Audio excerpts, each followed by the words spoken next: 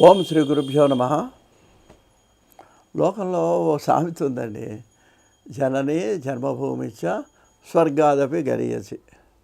అదే మన వాళ్ళు ఏదో సినిమా పాటగా కూడా ఈ మధ్య అదే రాశారండి, జనని జన్మభూమిచ్చ స్వర్గాదపి గరీయసి అని.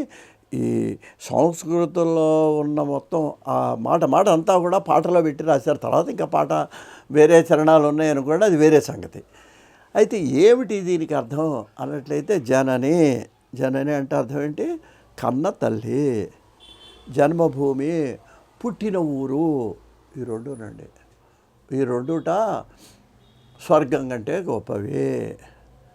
ఎందుకని అంటే, ఇప్పుడు కొంతమంది కన్నతల్లి మనకు జన్మ ఇచ్చిందండి, మరి పిన్నమ్మలో లేకపోతే పెద్దమ్మలో ఎవరో నీకు బాగా ప్రేమతో పెంచవచ్చు, నీకు బాగా కావాల్సినవన్నీ చేయొచ్చు. ఏది చేసినప్పటికీ కూడా ఏమంటే ఆ తల్లికి ఉండేటువంటి ప్రేమ ఇంకెవరికి ఉండదండి. వాళ్ళేదో గొప్ప కోసమో లేకపోతే వాళ్ళేదో ప్రేమ కొద్దీ చేసినప్పుడు కూడా తల్లి ప్రేమ ఎట్లా ఉంటుందంటేనండి, మాతృదేవోభవ, పితృదేవోభవ, ఆచార్య, ఈ ముగ్గురు ఎందుకు చెప్పారంటే, స్వార్థం ఆశించకుండా ప్రేమించేవాళ్ళు ఈ ముగ్గురేనండి. కొడుకును ప్రేమిస్తుంది, వాడు ఇవ్వాలని ఈవిడ ప్రేమించలేదండి. వాడు ఏదో పెద్ద అయితే తనకు అన్నం పెడతాడని ఈవిడ ప్రేమించలే.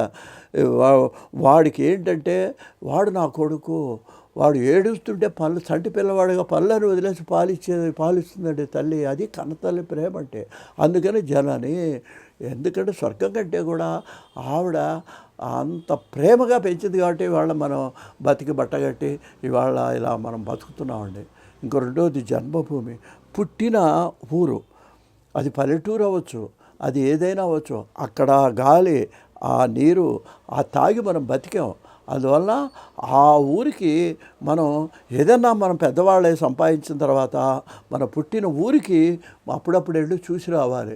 అప్పుడప్పుడు దానికి అభివృద్ధికి సహాయం చేయటం వాళ్ళు ప్రభుత్వం అదే చెబుతున్నారండి.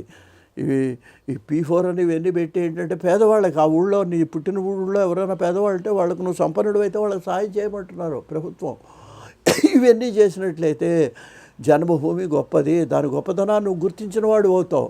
ఆ ఊళ్ళో ఉన్నవాళ్ళు నీ గురించి ఇప్పుడు ఎందుకండి, ఇప్పుడు ఆవిడెవరో రోదస్కి వెళ్ళి వచ్చింది, ఆ పుట్టిన ఊళ్ళో అందరూ ఉత్సవం చేసుకుంటారు. వారెవడికో ఒకడికి మంత్రి పదవి వచ్చింది, ఒకడు రాష్ట్రపతి అయినాడు. అయినప్పుడు ఏం చేస్తారు, వాడికి ఆ పుట్టిన ఊరి మీద ప్రేమ ఉందో లేదో కానీ పుట్టిన ఊళ్ళో మాత్రం మా ఊళ్ళో పుట్టాడు వీడు అని ఆ ఊళ్ళో అంతా జెండాలు కట్టి ఎంతో ఆనందంగా ఉంటారండి. అందువల్ల పుట్టిన ఊరికి పుట్టినవాడికి అటువంటి అనుబంధం ఉంది. అందువల్ల ఈ రెండు కూడా మనం మర్చిపోకూడదు. అయితే అసలు ఈ మాట ఎక్కడిదే అని, ఇది రామాయణంలోదండి. రామాయణంలో ఏమైందంటే, లక్ష్మణుడు మన విభీషణుడు అంటాడు, బంగారు లంకండి ఎంతో అందంగా ఉంది, రావణాసురుడు చనిపోయినాడు. ఆయన అన్నాడు, మహారాజా అక్కడికి ఎందుగా మళ్ళీ అయోధ్యకి ఎందుకు, అసలు ఇక్కడి నుంచే పరిపాలన చేయరాదా, ఎలాగో అక్కడ భరతుడు వాడు ఉన్నాడు కాబట్టి లక్ష్మణుడు పంపించేద్దాం, నువ్వు ఇక్కడ హాయిగా ఈ బంగారు లంకలో ఉండి ఇక్కడే నువ్వు ఉండిపోరాదా అని అడుగుతాడు విభీషణుడు రాముడిని. నాకెందుకు, నేను నీ సేవకుడిగా ఉంటానంటాడు విభీషణుడు, రావణాసురుడు తమ్ముడు.